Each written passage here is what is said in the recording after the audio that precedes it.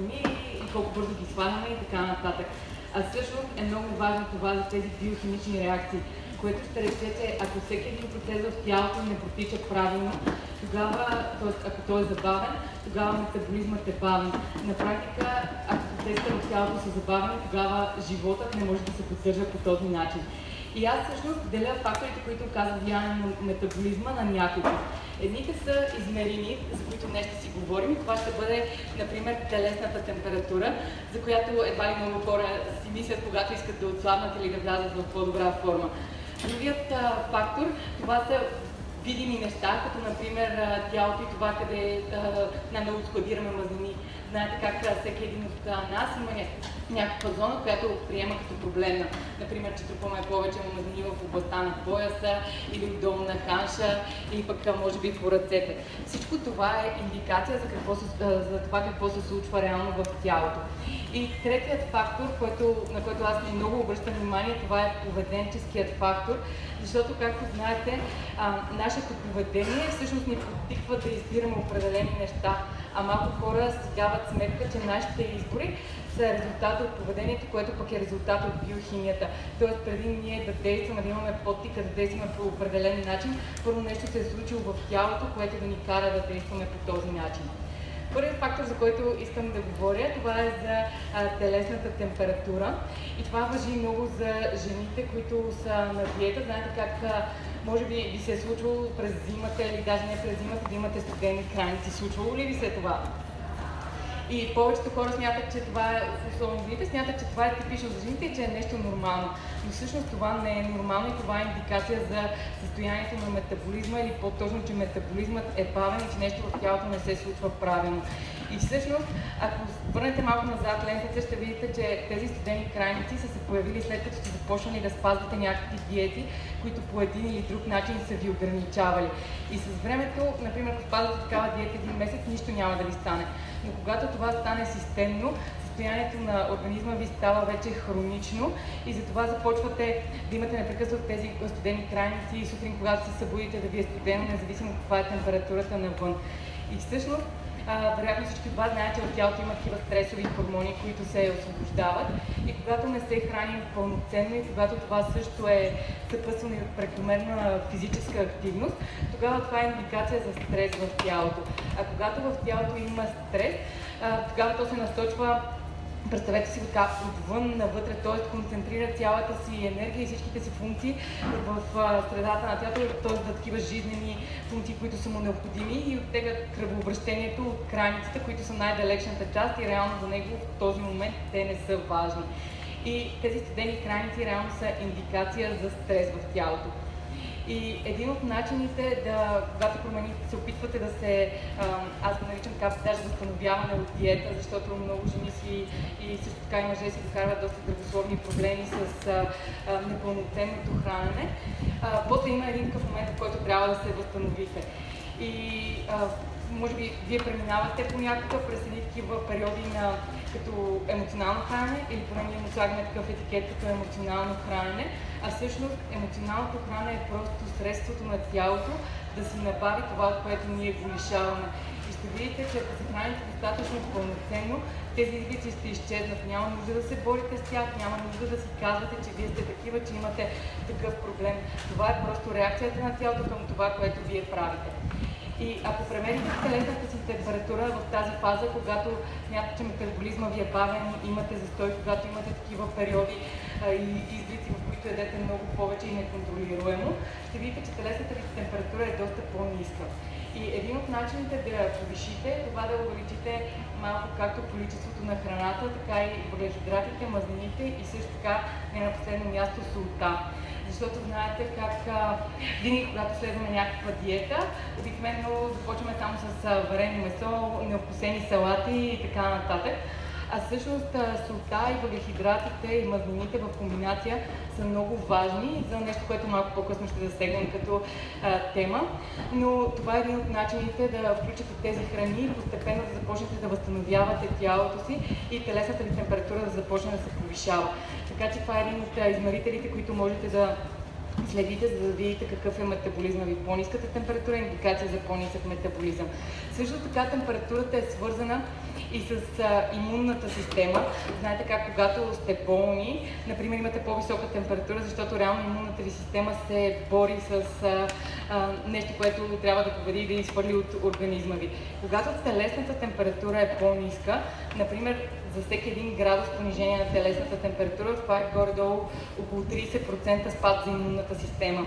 И това е една от другите причини, защо започват да се появяват такива дисфункции в имунната система и като автоимунните заболявания, които започват вече да атакуват собствената ви тъкан, защото съм сигурна, че и в залата тук има много хора, които имат или някакви ранни симптоми на автоимунно заболяване, или нещо, което е в по-тежка форма. И всичко това отново опира до начина на живот и това, което избираме да правим, защото, както казах, то е входяща информация, която тялото реално интерпретира.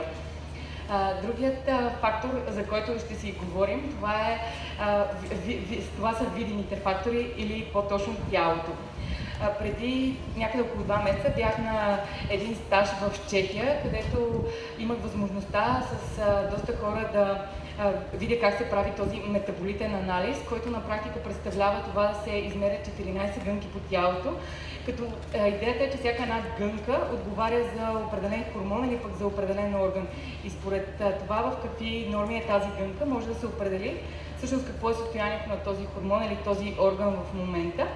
И беше даже много интересно, защото там имаше доста такива добри, т.е. атлети на доста високо равнище и на практика на базата на това манипулираха техните тренировки и хранителен режим според този метаболитен анализ и как тялото им отговаря на тренировките и храненето, което те следваха през седмиците. Но това не е приложимо само за атлети, е приложимо за всеки един човек. И днес ще споделя с вас някои от основните гънки и хормоните, на които ние на практика можем да окажем влияние, защото е важно не да се фокусираме върху това да бъдем перфектни, а върху това да правим оптималното и да се грижим за нещата, които ние реално можем да променим. Защото всеки един от нас знае, че аз не мога да стана по-ниска или пък някой от вас не може да стане по-висок, но има много неща, върху които можем да оказваме влияние. Например, да започнем с тази част около пояса, която е проблемна за повечето хора, които трупат повече мазнини на корема и на любовни дръжки, както ние ги наричаме. Всъщност, тези любовни дръжки, те отговарят за хормона инсулин, който всеки един от вас знае, че е свързан с прекомерната консумация на въглехидрати. Като по никакъв начин не твърдя, че въглехидратите са лоши, а по-скоро количеството и източниците на въглехидратите. И даже това да разберете как гънката дали е по-голяма или не, понякога не е нужно да имате калибър, който е устройството, с което мерите, а по-скоро, когато видите тялото си, знаете, че има място, което някакси не изглежда пропорционално на останалата част от тялото ви. Това означава, че там има някакъв проблем. Също е, например, с любовните дръжки, ако имате повече мазнини тук, това показва, че ядете повече въглехидрати, отколкото на практика заслужавате. Защото въглехидратите са много хубав макронутриент, който обаче за мен е инструмент. За мен всеки един макронутриент е инструмент и няма лоша храна, а по-скоро зависи от контекста и от това какво правим, как живеем и какви са целите ни. И много хора не са достатъчно физически активни, а пък диетата им се върти в общи линии основно около въглехидратите и така по този начин те се дават този дисбаланс, защото тялото им няма нужда от тази енергия, от толкова много въглехидрати. Другото е източникът, който избираме, защото знаете, че цветените продукти са навсякъде и дори да са под някаква по-здравословна форма, както е популярно в днешно време се готвят доста здравословни десерти, те все пак са нещо, което прекомерно количество е излишно за тялото и то започва да го складира. Така че това е индикация, че прекалявате с въглехидратите и ще видите, че без да правите някакви чудеса от храброст, само ако намалите малко количеството на въглехидратите и, например, добавите малко повече здравословни мазнини и протеин, или като цяло малко регулирате количеството енергия, което приемате и енергията, която изразходвате, веднага ще забележите разлика в тази област на тялото. Другият хормон, който оказва влияние на тази частта отпред на корема, това е кортизолът или хормонът на стреса. Повечето хора асоциират стреса само с това някой да те ядоса, това да ти е напрегнато, да ти е супер натоварено. А реално стрес са изключително много неща, които ние не определяме като стрес. Например, това да имаш непоносимост към определена храна, ежедневно да я консумираш, това е вид стрес, защото това предизвиква възпаление в тялото и то реагира. Така че един от начините да видите как се топят мазнините е точно това, да идентифицирате към коя храна имате определена нетолерантност, непоносимост и да намалите консумацията, което не означава никога повече да не я ядете, защото, както казах, тялото то не е нещо статично, то е нещо динамично и се променя, и това, че на този етап то не усвоява нещо и не се чувства добре от него, не означава, че вие не можете да го промените и след време не можете отново да включите тази храна в режима си. Така че един от начините, много често хората ме питат какъв е начинът да разбереш, нали, към коя храна имаш нетолерантност, какви тестове да си правят и така нататък. Аз не отричам медицината, не отричам тестовете и така нататък и тези другите неща, средства, с които можете да идентифицирате какъв проблем имате, но за мен най-сигурният сигнал е вашето тяло и за мен проблемът е, че повечето хора никога не слушат тялото си. Знаете как, когато, например, прекалите с млечните продукти, да речем имате някаква нетолерантност, започвате да се подувате, чувствате някакъв дискомфорт и няма нужда да ходите да си правите тест, за да разберете, че това не ви кара да се чувствате добре. Може да пробвате за известно време, например, да ги изключите. Или пък това може да важи за всяка една друга храна, дали ще бъде зърнен продукт или нещо друго, в което усещате някакъв дискомфорт. Тялото винаги ви дава знаци, кое не го кара да се чувства добре, но ние рядко го слушаме в общи линии. Друг фактор, който може да предизвиква стрес в тялото, това е липсата на сън. Нещо, което също не си даваме сметка колко голямо влияние оказва върху метаболизма, върху хормоналния баланс и изобщо върху качеството ни на живот. Аз съм голям привърженик на хронобиологията, което ще рече нашата връзка с природата и също така на циркадния ритъм, който, както знаете, 24-часовия цикъл, който всеки ден се върти, така да кажем, и знаете как в природата нищо не е случайно. Слънцето винаги изгрява, залязва в дадено време. Живите организми също се движат според Слънцето и това, когато то изгрява и залязва. И ние често забравяме, че ние също сме живи организми и че ние също сме част от тази природа и че на практика светлината е едно от нещата, които, така да се каже, синхронизират нашите процесите в нашия организъм. И ако гледнете така, във всяка част на деня има определени хормони, които трябва да се освобождават, т.е. да достигат пика си, и други, които трябва да спадат, за да другите не могат да се освободят. Но когато по някаква причина биологичен ни часовник не е настроен, например правилно, защото си лягаме в 2 часа през нощта или пък в 3 часа, защото седим да гледаме филми или просто седим на компютъра и смятаме, че можем да си... Опа, спря тук. Аз нямам нужда, мога да го. Така че няма нужда и смятаме, че можем да преминем това, като спим, например, от 2 през нощта до, да речем, 12 на обяд на следващия ден. Но много малко хора си дават сметката, че хормоните, които се освобождават и процесите, които се случват в тялото, например, между 10 и 12 вечерта, не се случват по никое друго време на деня. Няма значение дали после ще заспите, вие вече сте пропуснали в тази фаза и реално вие сте пропуснали възможността тялото ви да извлече ползата от тези процеси. Точно за това сънят е много важен и малко по-късно също ще засегнем темата, как те оказва влияние и на апетит ни, който всъщност оказва влияние на това как изглеждаме. Другият фактор, който оказва влияние т.е. може да бъде стрес, е физическата активност. Като аз съм хора, които обичат да тренират изключително много, но също така оценявам и фактът, че когато човек увеличава физическата си активност, тя трябва да бъде подплатена и достатъчно енергия, например от храната и достатъчно възстановяване. Повечето хора смятат, че магическата формула за отслабване е снижаването на калориите и увеличаването на физическата активност, което всъщност е само формула за това да забавите метаболизма си, а не да постигнете резултатите, които искате. Така че тази група се влияе в тази област, съответно в корема, точно от кортизола. Видите колко много фактори, които не са толкова трудни за променя на това да си легнете малко по-рано, това да се опитате да слушате тялото си, които не го карат да се чувства добре и това да, когато сте по-активни, да увеличавате малко храна си, когато не сте да я намалявате, са доста лесни постижими неща, които вие можете да прилагате и да видите резултата. Моля? Много дойде. Ама той просто изгасна. Той просто изгасна. Добре. Не, той не е включен.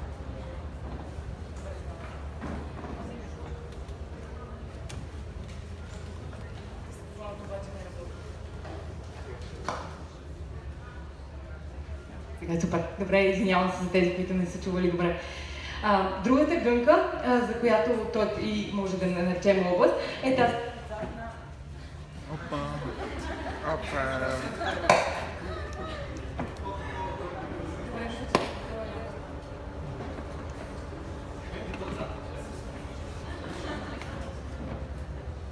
Добре, надявам.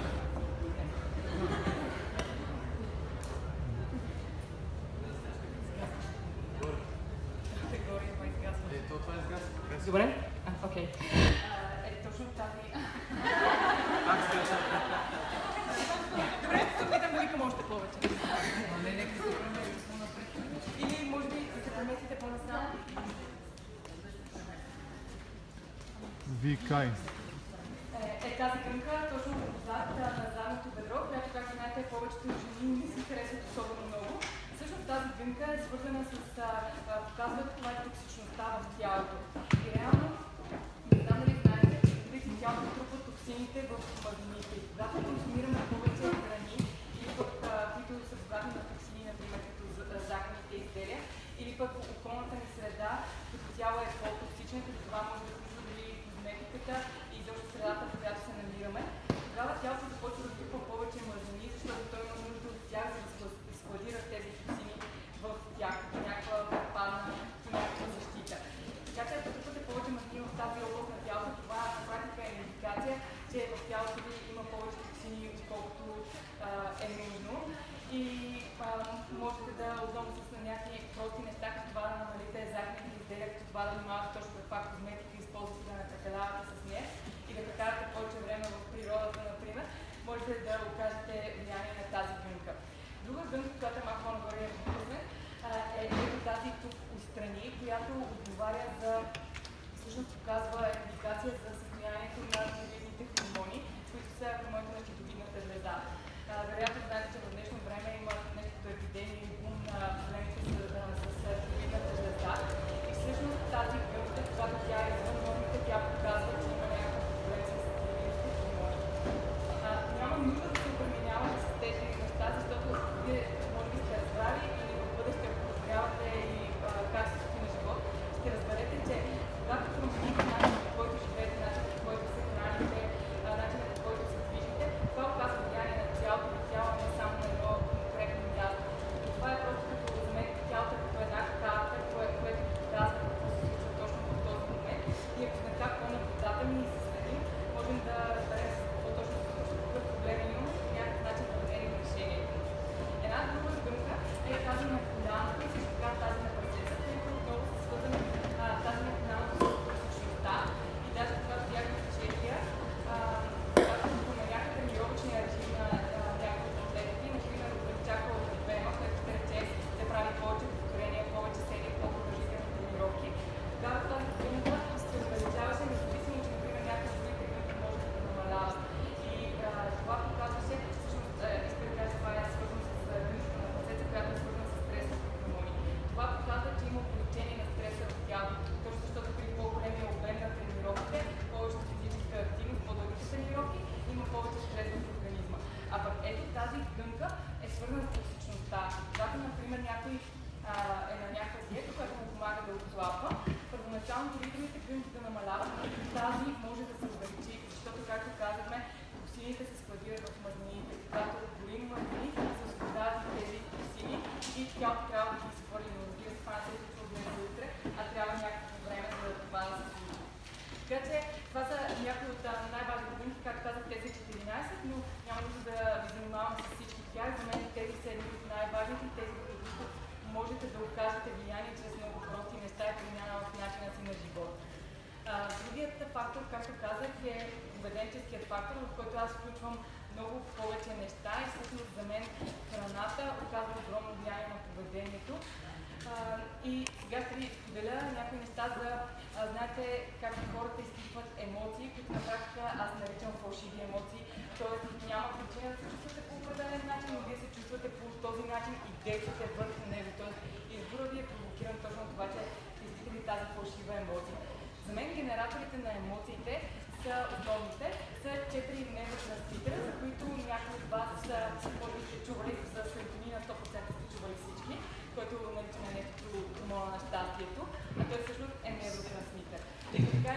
4 невротрансмитера, които оказват влияние на това какво поведение имаме и какви са емоциите ни. Първият, както казах, е серотонина, който е много важен невротрансмитер и е важно да разберете, че всеки един от тези невротрансмитери се образува благодарение на аминокиселини, които всъщност се съдържат в храната. Тоест, когато си набавяме достатъчно от тези аминокиселини, ние имаме градивните материали, за да се синтезират тези невротрансмитери, които да ни помагат да се чувстваме по начина, по който искаме да се чувстваме. Когато има някакъв дисбаланс, т.е. те са повече или по-малко, тогава преживяваме тези фалшиви емоции. Дори за мен много интересна е темата, тъй като аз съм имала проблем с хранително разстройство и знам, че това е много разпространено в днешно време, особено сред жените, че хранителните разстройства всъщност в базата си са точно един такъв дисбаланс в невротрансмитерите. И точно когато се промени храната, която се консумира и вече, ако е по-задълбочен случай, с допълнителни добавки, тогава може да се промени точно биохимията на тялото. А когато променим биохимията на тялото си, тогава променяме цялото си поведение и абсолютно всичко. Този серотонин, той се произвежда от аминокиселината триптофан, която на практика аминокиселините са най-разпространени в животинските продукти, месото, яйцата, млечните продукти. Има ги, разбира се, и в растителните продукти, но просто в по-малки количества. Когато следваме някаква диета и се ограничаваме по някакъв начин, тогава ние неизбежно си докарваме някакъв дефицит на микро и макроелементи. И най-важното е да разберете, че в тялото нищо не е независимо. Тоест, дори да е хубаво да ядете протеин, за да си набавяте тези аминокиселини, за да те да се усвоят, трябва да има достатъчно мазнини и въглехидрати. Тоест, колкото и протеин да ядете, ако не ядете достатъчно мазнини и въглехидрати, тогава вие не можете да усвоите тези аминокиселини. И така на практика този серотонин се произвежда от триптофана и е много важно да знаете, че серотонина също е, например, през деня, когато е светло навън и когато излизаме навън, той се произвежда в по-големи количества, а вечер достига своята най-ниска точка и точно за това вечер обикновено са моментите, когато имате такива изблици или някакъв депресивен момент. Другата аминокиселина, това са, не аминокиселина, невротрансмитер, това са катехоламини. Те са свързани с това, например, да бъдем по-фокусирани, да бъдем по-енергични. Може би и много от вас им се случва сутрин, когато се събудите, някакси сте спали цяла нощ, но пък нямате енергия, не се чувствате фокусирани. Това на практика е показател, че имате недостиг на този невротрансмитер. Той отново се образува на базата с помощта на определена аминокиселина. И другите две важни аминокиселини, те са, т.е. невротрансмитери, са габа и ендорфините. Ендорфините, знаете, че те са пак като някакви такива, които ви карат да се чувствате по-спокойни, да не усещате болка, да бъдете в по-такова превъзбудено състояние. И затова, когато имате дефицит на тях, вие се усещате, някакси преувеличавате нещата, чувствате се по-депресирани и по-тъжни, а когато те са в баланс, тогава се чувствате по-добре. Няма нужда даже да запомняте имената на тези невротрансмитери, но е важно да знаете, че те се образуват благодарение на макро- и микроелементите, които ние приемаме. Затова, когато имате дефицит, когато се ограничавате и не се храните пълноценно, тогава започвате да имате такова поведение, което е диктувано от тези фалшиви емоции. И за да видите колко е важна храната, и това, което ядем, на практика е много важно да знаете аз го наричам, т.е. има една външно-клетъчна течност, която трябва да има определен баланс между солта и водата в нея. Знаете, когато минем на диета, например, или започваме да ядем повече обезмаслени, т.е. повечето хора правят така, не че е правилно, започват да ядат повече обезмаслени продукти, повече зеленчуци, повече плодове, все храни, които съдържат повече вода. И обикновено се придържаме към това, например, една седмица и после в края на седмицата имаме някакъв изблик да ядем храни, които съдържат точно повече сол, мазнини и въглехидрати, както ви казах в началото. Всъщност, точно по този начин започваме да си създаваме това емоционално хранене и тези изблици, когато тази външно-клетъчна течност излиза извън баланс. Например, когато ядем, да речем, мляко, обезмаслено мляко с много плодове, то съдържа много вода. Това променя концентрацията на тази външноклетъчна течност и знаете как сутринта, например сутрин, обед, ядете някаква салата с някакво варено пилешко или нещо такова, сутринта киселото мляко и после след обед вече имате много глад за въглехидрати и не можете да устоите. Така ли се получава? Да, получава се точно така, защото тази външна клетъчна течност започва да нарушава своята концентрация и един от начините да я върнете в баланса, който трябва да бъде, е точно да добавите сол, въглехидрати и мазнина към храненето си. Това за мен традициите носят много мъдрост и знаете как салатите по принцип винаги са откусени с някакъв източник на мазнина и винаги имат сол, точно защото водата от зеленчуците се балансира с тази сол и с тази мазнина, с които те са откусени и така вие не изваждате тялото си извън този баланс. Същото важи и за месата, например по-изчистените винаги се готвят с някаква мазнина и например за гарнитура се слага нещо, което има някакъв източник на въглехидрат, което не означава да бъде голямо количество, а по-скоро точно тази комплексност на храната, която консумирате. По този начин вие можете да манипулирате състоянието на тялото си и като следите точно тези сигнали, дали, например, дали ви става по-студено, дали имате глад за повече въглехидрати или за повече сол, това е индикация, че по някакъв начин вие сте нарушили този баланс на тази външноклетъчна течност. И, например, е много важно, от гледна точка точно на циркадния ритъм, който ви казах, да гледате, да знаете от какво има нужда тялото през различната част на деня. Защото сутрин тялото е в едно състояние, а вечер в друго. Когато се събудим сутринта, знаете, че по принцип телесната температура е по-ниска и като цяло и кортизолът се дига, стресовият хормон, който има ролята да ни събуди сутрин. Тогава ние имаме нужда от храна, която реално да понижи този кортизол и да ни помогне да подигнем телесната си температура, за да станем по-активни. Но вероятно много от вас пропускат закуската. Има ли хора, които пропускат закуската? Да, нали? Пропускате закуската си и после вероятно в офиса започвате да ядете разни бомбони и разни други неща, които хората са донесли, просто защото усещате, че имате нужда от нещо или пък към 10-11 имате като един такъв крах на енергията си. Това се получава точно защото вие не сте консумирали храната, която да помогне на тялото да стане активно, да бъде такова енергично, защото първата част на деня е тази по-активната част на деня, но само когато ние сме вкарали тялото в това състояние. И точно за това, знаете как всички казват, че това, което избираме сутрин, определя това, което се случва през деня. Това не важи само за изборите, а като цяло и за това, което се случва в организма, като хормони, които се освобождават. А както виждате, от нас зависи това, което избираме. Дали да пропуснем закуската или да я имаме, какви хормони ще се освободят след това.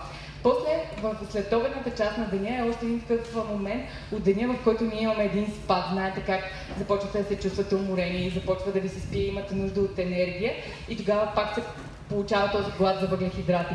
Обикновено в този част на деня тази външноклетъчна течност отново стига някакъв дисбаланс, който ние трябва да я върнем в баланс. И това отново е ролята на следобедната закуска, която също много хора не планират и пропускат и после стигат на вечеря прегладнели и започват да ядат каквото има наоколо и в големи количества. А пък вечерта вече е момента, в който трябва да станем по-пасивни и тялото да се успокои. И ако се обърнем пак към традициите, знаете как битуват такива като къде е митове, къде не, как вечер е по-хубаво да се яде, например, някакво по-изчистено месо или риба с някаква салата, а както виждате, това са храни, които са по-богати на вода, отколкото на сол, мазнини и въглехидрати. Точно храните, които ще променят тази концентрация на външноклетъчната течност и ще помогнат на тялото да се успокои и да може да заспи и рано да може да заспите след това. Също така, един друг важен индикатор за метаболизма е това как се чувствате след хранене. Има ли хора от вас, на които им се спи след като обядвате? Да, нали? Това всъщност е една индикация, особено когато сте били на някаква диета и не сте консумирали някаква храна, например въглехидратите, които са най-обсъжданата тема. И когато не сте яли дълго време въглехидрати, обикновено когато ги консумирате, после започва да ви се спи много, да ставате летаргични, но съм убедена, че това не е било така преди да започнете да спазвате диети, нали? Или не сте проследили. Но по принцип обикновено е така, обикновено заклемяваме някаква храна, че тя ни вреди, че не се чувстваме добре от нея и за това я избягваме. Всъщност това да ни се спи след хранене е точно отново индикация за състоянието на метаболизма и за това, че имало повече стрес в тялото. Защото по принцип е нещо нормално след хранене да се чувстваме по-спокойни, по-лежерни, защото когато сме в такова състояние, в което сме гладни, има повече стресови хормони. И тогава нали, сме по-такива енергични. Когато има стрес в тялото, се чувстваме по-фокусирани, по-концентрирани, защото от еволюционна гледна точка трябва да се намерим храна и да се заситим. Но когато ядем, реално тялото се успокоява. Но когато има прекалено голяма разлика, т.е. прекалено голям стрес и изведнъж рязко спадане, тогава за това започва да ни се спи толкова много. И това е една от индикациите за състоянието на метаболизма. Когато ви се спи прекалено много след хранене, това показва, че има много стрес в тялото. Това са само някои неща, които можете да следите в организма си. И за мен е много важно да разберете едно нещо, че тялото наистина непрекъснато ви показва, непрекъснато комуникира с вас как се чувства, от какво има нужда, но ние в повечето случаи го игнорираме. Четем какво ни казва някой друг и се опитваме да правим него, независимо дали се чувстваме добре или не се чувстваме добре. Трябва във всеки един момент да знаете, че вие сте си вашият собствен гуру и че нямате нужда някой друг да диктува това, какво вие имате нужда и как трябва да се храните. Тялото във всеки един момент показва дали нещо му е повече или нещо му е по-малко. Например, то показва и когато прекалим с някакви макронутриенти. Например, когато ядем прекалено много протеин. Не знам дали сте усещали как има една такава като болка и скованост в гърба. Това е обикновена индикация, че сте прекалили с протеина. Когато, например, не ядете достатъчно мазнини, тогава може да получавате и много подуване. Това е нещо, което е доста характерно в днешни дни, защото когато прекаляваме с много зеленчуци, много плодове, с много други храни, които съдържат вода, но не консумираме и достатъчно мазнини и сол, тогава се получава това подуване и едно чувство се едно искаме още да ядем, обаче реално на практика се едно няма място в стомаха си да ядем повече. Това показва, че прекалявате с някои от другите макронутриенти, но не ядете достатъчно качествени мазнини. А пък, например, когато прекалявате с въглехидратите, обикновено сте супер жадни или пък имате нужда от нещо, което е по-горчиво и кисело, което някакси да неутрализира това усещане. Всичко това, всички тези желания на тялото не ви определят като лакоми или пък като някои чревоугодник и така нататък, а просто показва, че нещо не е наред и че с нещо сте прекалили или пък нещо не ви достига. И ако се научите да следите тези сигнали, лека по лека ще видите как сами започвате да променяте това, което ядете, това, което правите и тялото ви също започва да следва. Много е важно да знаете, че тялото и състоянието, което е то в момента, е резултат от изборите, които сте правили до сега. И моментът, в който промените това, което избирате, тялото започва да следва като сянка и започва да се променя. Така че няма нищо окончателно, нищо необратимо. Всичко е просто резултат на изборите. Така че няма значение как се чувствате и как изглеждате в момента. Просто си представете какво може да се случи, ако днес започнете да променяте това, което избирате, да бъде нещо по-качествено.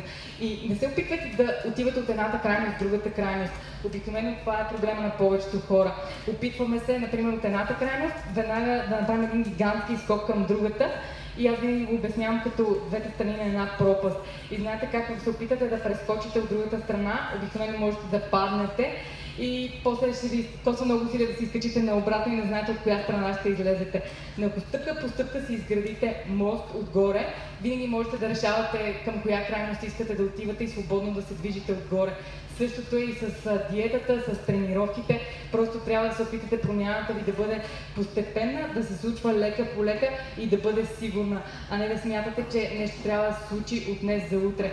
Нито килограмите, които сте качили от днес за утре, нито, например, някакво заболяване, ако имате в момента, се е случило за ден.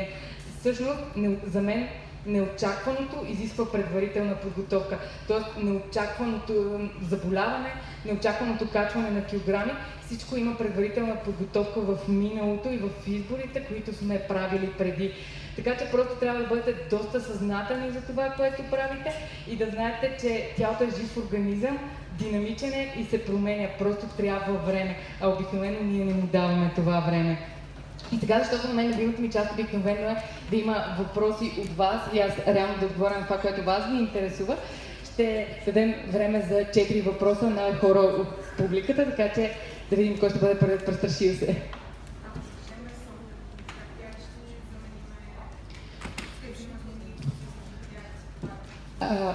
Като не ядеш месо, ядеш ли поне риба или не?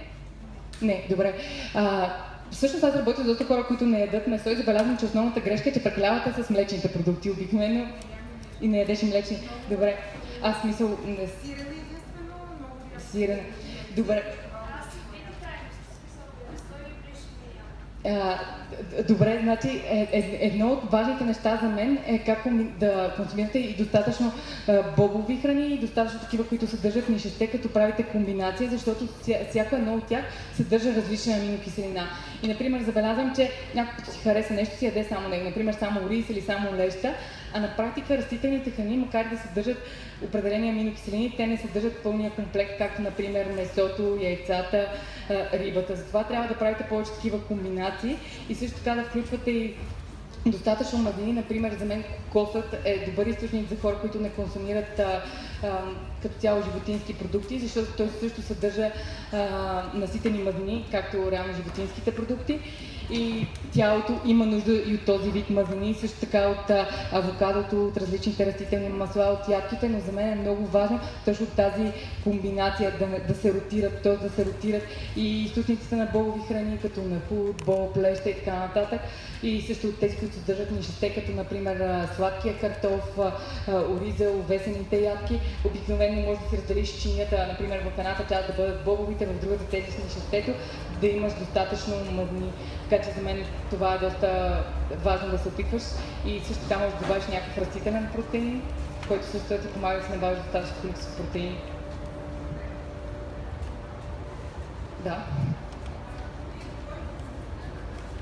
Да.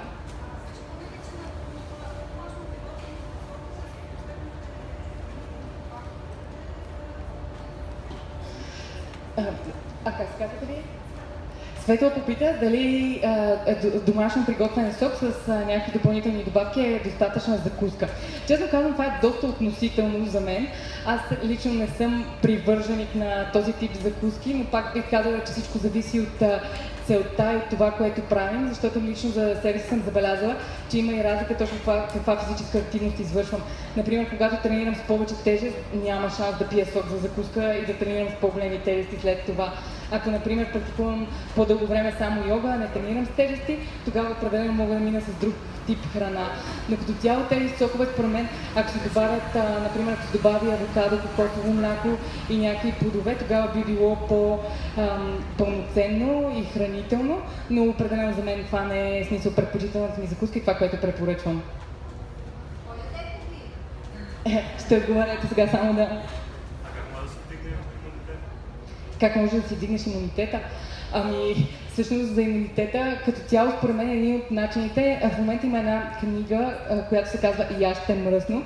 И честно казвам, аз много, между Даниел, който е в поликрата, ми я беше препоръчал и си я взех да я прочета. Тя е много хубава, защото кара хората да се върнат към природата реално, защото ние много се отцепваме от нашата среда и знаете, т.е. от природата и знаете как всичко е винаги контролирано, ние не си мием ръцете, винаги всичко да е чисто стерилизирано и така нататък. Това е враг номер 1 на имунитета. Един от начините да повдигнете имунитета си е, например, да ходите боси по тревата, да прекарате повече време в природата, да ядете понякога морквите без да ги белите, само да ги миете и други такива неща, които могат да изглеждат нелепи, но в почвата има такива микроби, които също са полезни за тялото и знаете как всички деца, те нон-стоп се въргалят по земята, те просто имат този инстинкт, че те имат нужда от това нещо. И по този начин тези микроби, дори когато се разхождате в планината и си измиете ръцете в някоя река, поточа или нещо такова, вие пак получавате такива микроби, които са полезни за вашето тяло и това за мен е един от най-лесните и приятни начини човек да повдигне имунитета си. Също така да не сменяме лятото с зима, т.е. когато е топло да седим нон-стоп на климатик и когато е зима пак нон-стоп на климатик и да е супер топло и никога да не излизаме навън, защото когато е студено, просто се обличаме и се разхождаме на студено, не е болка за умиране, че ти е малко студено или нещо такова, защото тялото се адаптира и все по-лесно, примерно, може да устоява на по-ниски и по-ниски температури, така че тези неща за мен в начина на живота е един от най-лесните начини да повишиш имунитета си.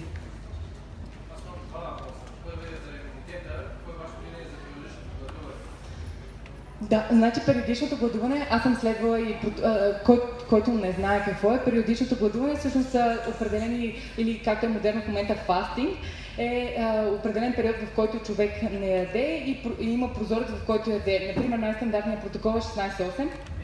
Или ти имаш 24 часа, например, или... Да. Да, за мен, между другото, това има два варианта. Точно едното с пълния глад и другото е просто понижаването на калориите за определени, нали, контролирано, не просто да се лишаваш, а просто съзнателно да ги намалиш за няколко дена. Аз съм привърженик на това и съм го правила по 24-36 часа без храна. Смятам, че периодично човек да се въздържа, нали, един ден не е толкова много време. Е нещо, което определено помага за възстановяването и за аутофагията, така че за мен аз съм привърженик на това веднъж в месеца.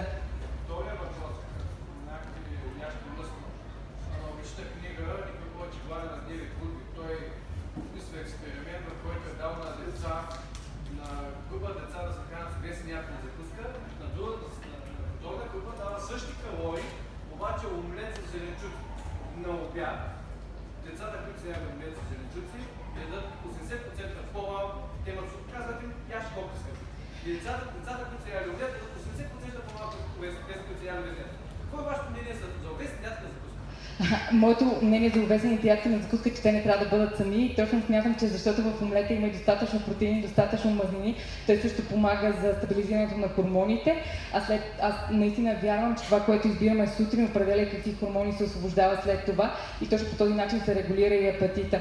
И повечето хора обикновено прекаляват на обяд, както казваш, ядат повече. Несъзнателно е точно защото хормоните те не са стабилизирани, те имат тези пикове и спадове, като ядеш само въглехидратна закуска. Е нормално да имаш рязък пик на инсулина и след това спад и нуждата от енергия. Така че аз лично не бих яла само овесени ядки, бих добавила яйца със сигурност. Същото е отговорение на въпроса с домашния сок. Да.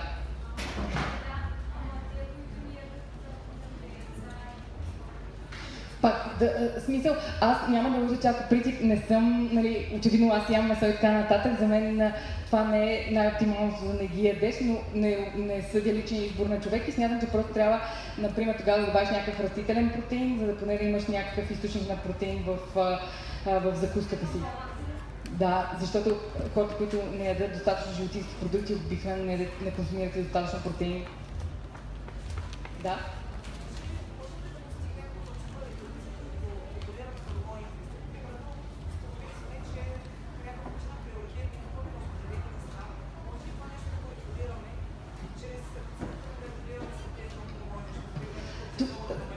Да, въпросът е дали може, когато се опиташ да регулираш хормоните, да промениш това как тялото изглежда и, нали? Да не трупаш мазнини само на определено място. Да, точно това е идеята и не е нужно да се вглъбяват, този хормон не ми е в норма, трябва да си мисля за него. Обикновено, когато промениш начина си на живот, цялостно тогава започваш. То всичко е свързано, тялото нищо не е изолирано. Да, нещо може да има превес и да се опитваш да акцентираш на него, но като цяло всичко е супер комплексно. Но, например, ако знаеш, че проблема е с инсулина, тогава можеш да си погледнеш диетата, дали ядеш прекалено много въглехидрати и със сигурност, ако ги намалиш малко, ще забележиш разлика. Така че това с кортизол, което е с стреса, с недостатъчното сън, прекомерната физическа активност, без достатъчно храна и така нататък. Това са неща, които цялостно влияят, но можеш съзнателно точно на там да се фокусираш, ако го забележиш като проблем в диетата си. Да. Тъй като аз съм бременна и съответно въпросът е свързан с бременността ми, чест проблем при бременните е подуването на крайницата. Тъй като споменахте за подуването, намирате ли някаква връзка за подуването на крайницата с някакъв хранителен недостиг в организма? Ами, честно казано, не бих казала точно с някакъв хранителен недостиг. Според мен е свързано като цяло в тялото, настъпват, когато си бременна, настъпват доста такива проблеми, на които промени, на които тялото не винаги може с тази скорост да реагира. Той знае, че на него му трябва по-дълъг период за да се адаптира и по-скоро това е някаква като реакция на организма от физиологичните промени в момента, поне според мен. И не мога да ти кажа точно за някакъв дефицит, не съм запозната с дали има някакъв дефицит на хранителни вещества.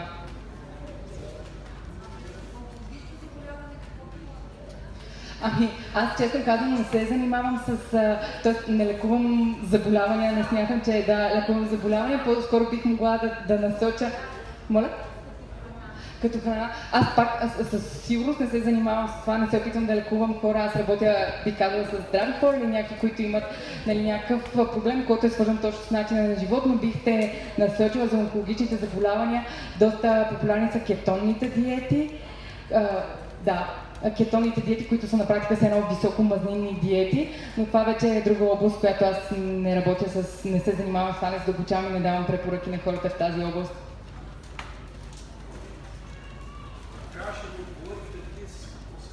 Да, извинявам се. На закуска ли с какво се храня? Значи, на закуска обикновено си правя или омлети, за които те спомена, омлетите с зеленчуците, или си правя някаква палачинка, която пак съдържа яйца и, например, с кокосово брашно, и понякога мога да добавя плодове, или пък кокосовата палачинка да бъде солен вариант, пак с някакви зеленчуци. И през останалата част на деня обикновено ям пак месо с някакви зеленчуци, например малко рис или малко картофи след тренировките, или пък обесени ядки. И пак диетата ми се основава основно на зеленчуците, плодовете, рибата, месото и яйцата. Те са си част от ежедневието ми. И едно от храненето, например, с някакъв млечен продукт, например кисело мляко, добавям вътре, може да добавя ленено брашно, да речем, какао, канела, някакви сезонни плодове или нещо колкото за следобедна закуска. Така че аз си ям, консумирам животински продукти. Не разбрах. Млечните продукти просто не са ми, смисъл, включвам ги, но не са основното нещо. Аз лично съм разбрала за себе си, че аз не толерирам особено много млечните продукти и гледам по-скоро да са от домашни източници или пък да са в ограничени количества. Да.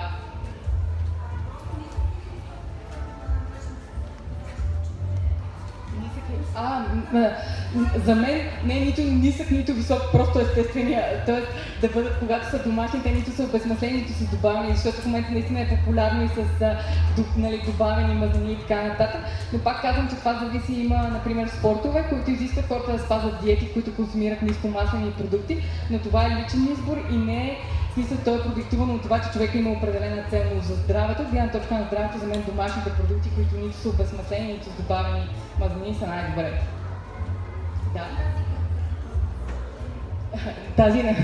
Да. Тези гринки, те са свързани с отдолно са свързани с мъжките и женските полови хормони, така че това пак може да показва някакъв дисбаланс или в естрогена или в тестостерона. Така че като цяло тази на бицепса също и отпред на бицепса и на трицепса, така че в тази насока могат да се гледат нещата. Ако някой друг има... Да?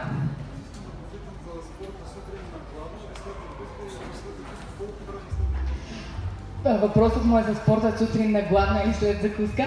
Това за мен пак от една страна е малко индивидуално, защото зависи първо колко време след като си станал, например, ако е веднага след като си станал, за мен не е най-оптималното, нали, на гладно да тренираш, точно от гледна точка на това с стреса, което казах, защото кортизол тогава е най-повишен и ти с тренировка да допълнително го повишаваш. Но факт е, че има хора, които не се чувстват добре да тренират, когато са яли. Например, когато едат, трябва да мине много дълго време за да тренират. Тогава е окей, когато знаеш, че си такъв човек, да не ядеш и да отидеш да тренираш. Аз, например, винаги ям преди да тренирам, но пак зависи от физическата активност. Какво точно ще правиш, каква продължителност може да бъде. Така че по-скоро трябва да тестваш и да видиш кое на теб ти се отразява най-добре, но аз съм привърженик на това да ядеш и малко по-късно, например, да тренираш.